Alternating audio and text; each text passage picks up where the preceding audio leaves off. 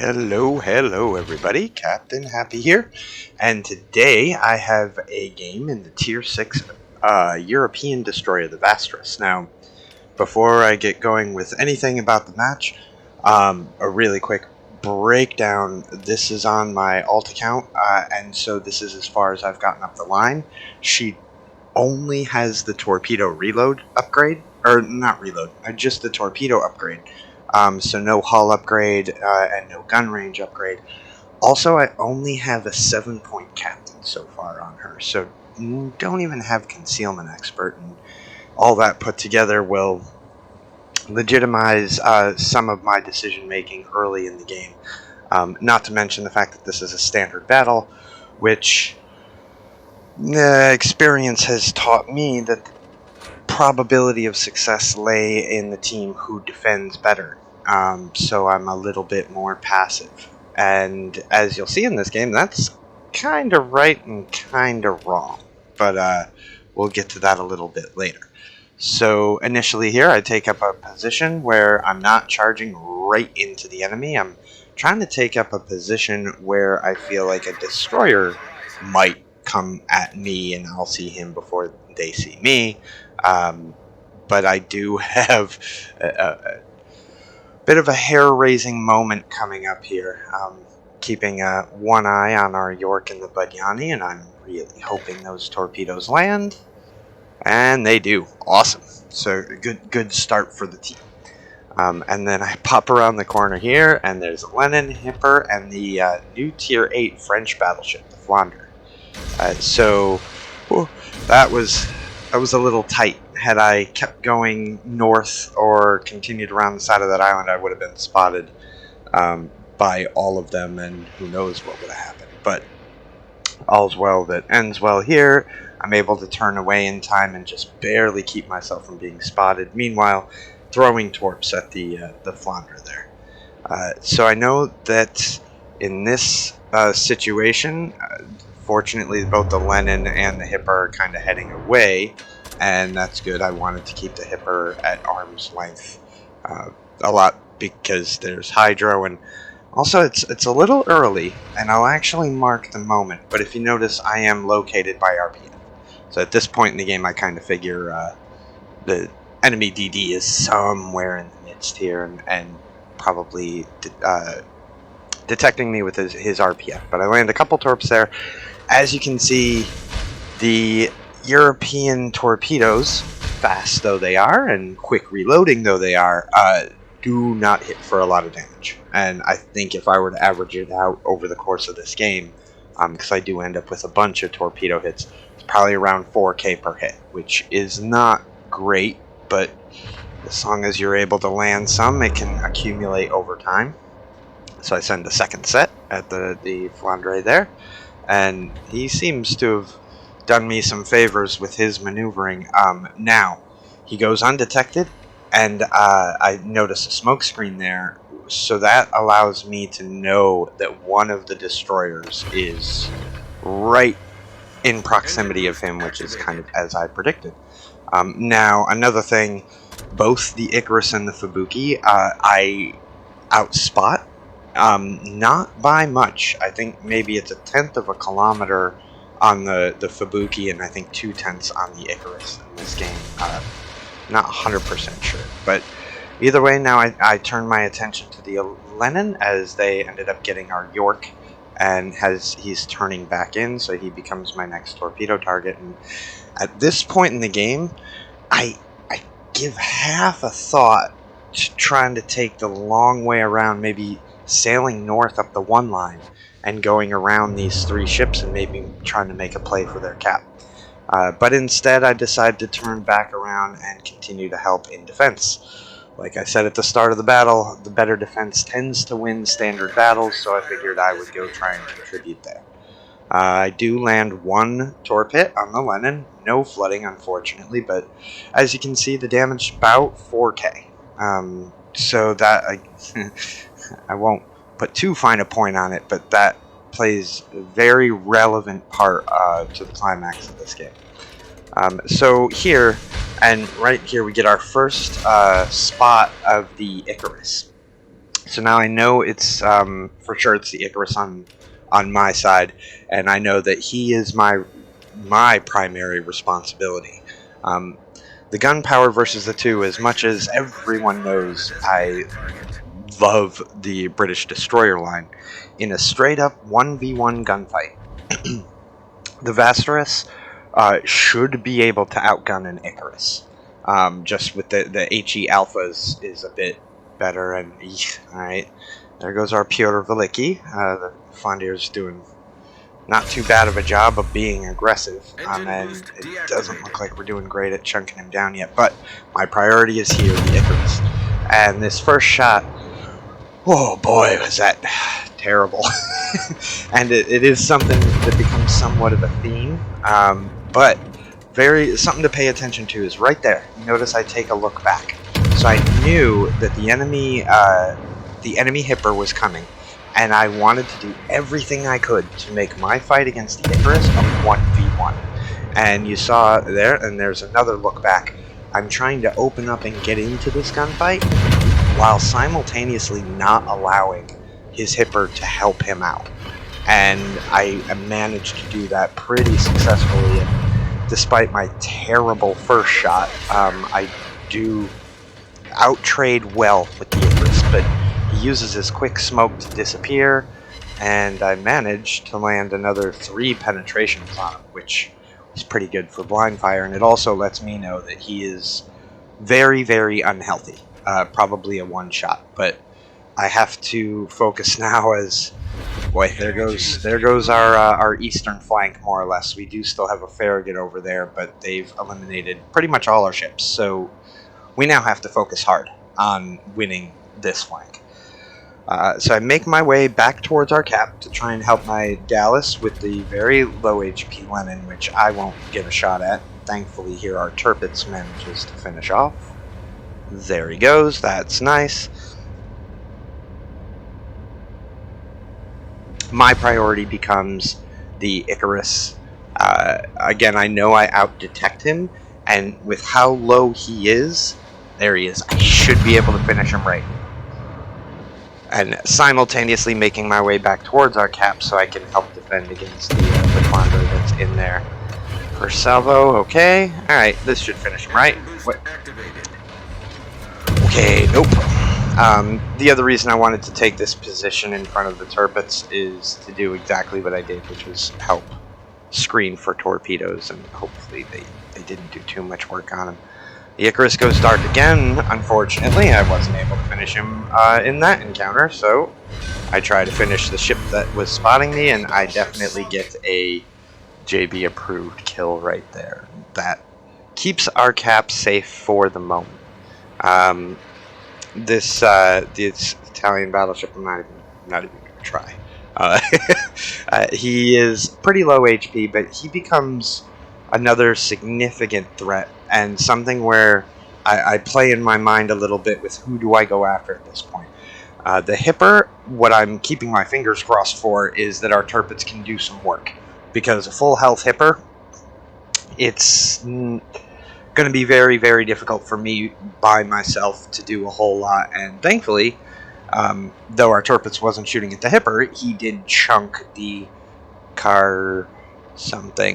the Italian battleship to my northeast. So right here, I'm playing in my mind, I'm like, okay, I know the Icarus is a priority, and I'm relatively certain that he's in this direction. So I start to make a play to try and hunt him down, and I make this decision once I see the Italian battleship pull away and start kiting away from me, and so it makes me torping him a little bit less likely. I run into the Icarus here. Oh boy, my first salvos on this guy have not been great, but fortunately my blind shots on him have been the exact opposite, and I'm able to finish him off. Now I do figure he gets some torps away here, and I take a bit of a risk going with a very hard turn to the left, hoping that if he shot him at my prior location, and sure enough it appears that he did. So, down on points, we are now in a 3v3, and they have no destroyers left, and we have 2. So, I haven't lost all hope yet, despite the fact that our Turpitz is very, very unhealthy, and it looks like, in fact, he's going to be dead here. So at this point in the match, I'm really crossing my fingers that our Turpitz can do something to that Hipper to help me be able to kill him and eliminate him as a cap threat. What I did notice is, I'm not sure exactly, I imagine it was the Turpitz, but he did get the Italian battleship north of me to what could effectively be a one-shot with my guns. I say that fully acknowledging that I just had an enemy Icarus that's been a one-shot in 2 of the 3 engagements I had with him, and I wasn't able to finish him until the last time around, but that'll come in later. So, figuring the Hipper will come into our cap and turn harder in, I send both my sets of torps very, very short, thinking he'll continue to turn in. Kind of a wing and a prayer, though. I'm obviously not looking to do a tremendous amount of damage. I am just hoping to maybe sneak a hit in and maybe get a reset, as right now he'll know that I'm in the cap with him, but I don't intend on staying there.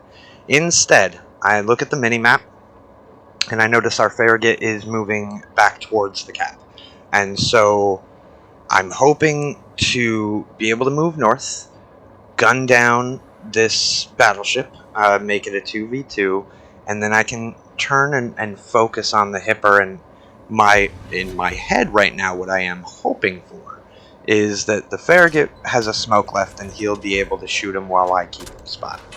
As predicted, the battleship comes around the corner, and I have to use my guns. Here's hoping. He gets a real good salvo off on me, but I'm able to kill him with 1 salvo from my guns, so that's great. And with the short firing range of these guns, without any of the upgrades, I immediately go undetected once he's dead. So now it is time to focus on this Hipper in our cap. And again, as I just laid out, and you'll see me type it out here in chat to my friendly Farragut, I was keeping my fingers crossed that he had a smoke, and that he would be able to do what he's doing now, except do it from a level of safety or concealment. And when I see he starts open water firing, I begin to doubt that he has any smokes left. It's entirely possible that he's used them all already. So what I decide to do is wait until the Hipper's guns are turned mostly towards him before I open up. The Hipper does not have great turret traverse, and he has us on either side of him. So opening up my guns now, I'm relatively safe from return fire from him. He's going to focus on our Farragut. That's not good. The other thing is, my torps I threw behind him, and the way he was going, I was hoping me starting to shoot at him might slow him down and make him a little more vulnerable to my torps, but no luck there. And with that, it comes down to me. And so, this feels like a tall order as far as being able to win this game. I do get very lucky, and I was actually really hoping Farragut's torps would kill me. But what it does is it works him down low enough that I feel confident in my ability at this range to dodge return fire and use my guns to finish him off. I believe he's flooding from those torps, but I kind of figured the sooner the better on this one. He does hit me and chunks me for a little bit there, but I am able to take him out with that salvo and avoid his last shots at me. So it makes it a 1v1, and cruiser versus New Orleans. Now, New Orleans does not have radar at tier 7, and but it should have hydro.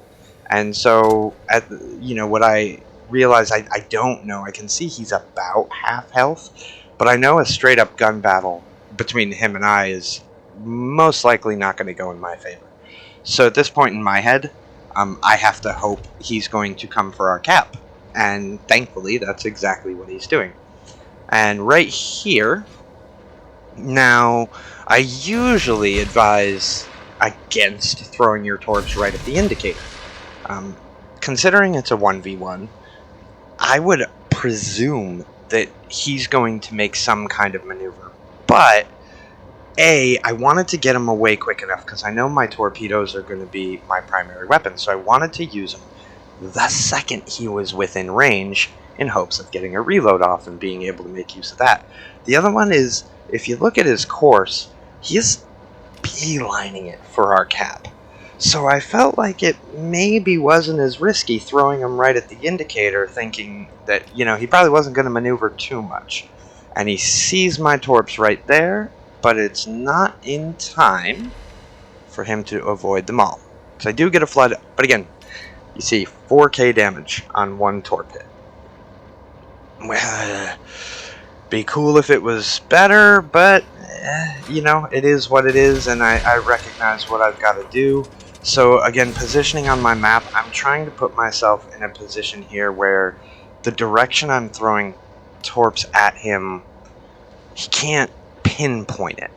And so from there I move slightly north and throw my torps, and then I spin back around and try to get myself more west of him again, so that when my next salvo is coming, he won't as readily know from where they will be coming. And I get very fortunate here that he turns hard left and it sets him up perfectly for another hit. There we go, and that one was a little better than normal, a 5k hit, and he's down to around 8k. So at this point, I know I'm going to have the island cover soon. I'm also going to have my torpedoes reloaded, so I want to get the torpedoes off first. And there they go, and I knew I was going to get spotted. Now, honestly, I'm not sure why I didn't start opening up right here. And I think this was something I might look back on and think, yeah, maybe I could have gotten a second salvo and helped myself out. But I do land a couple hits, I get the reset, and one of those torps gonna hit? They sure are. So what I'm gonna do here, all things considered, I'm going to pause the game and just break down what my thinking is in this moment, which, if you notice on the game clock, there's about 1 minute left. Now, I know that one of those torpedoes hit, and I also got a couple penetrations. When I last saw him, he was had about 8k. So in my head, I'm really crossing my fingers that the damage done was enough to get him really, really low. Low enough that one gun salvo might be able to finish him. They're up on points. I've only got a minute left. And you'll see I indicate here in chat, all or nothing here. So I turn back in. Now, I'm also not sure where exactly he's going to be. He's coming at me. Yeah, he's still up around 5k, which is more than I was hoping. But I start a fire. And oh boy, it was all AP, but he got every bit of that AP. And it comes right down to it. I need one more salvo. One more salvo. He's down 1, 12, 11. Oh, and that doesn't get him. And just for a close-up look, when I died, he was down to 793 HP. So, frustrating though that was, these are some end battle results. You think I should have turned away there? Maybe tried to kite him? What do you think I could have done to maybe pull that off? I hope you all enjoyed. Thank you for watching.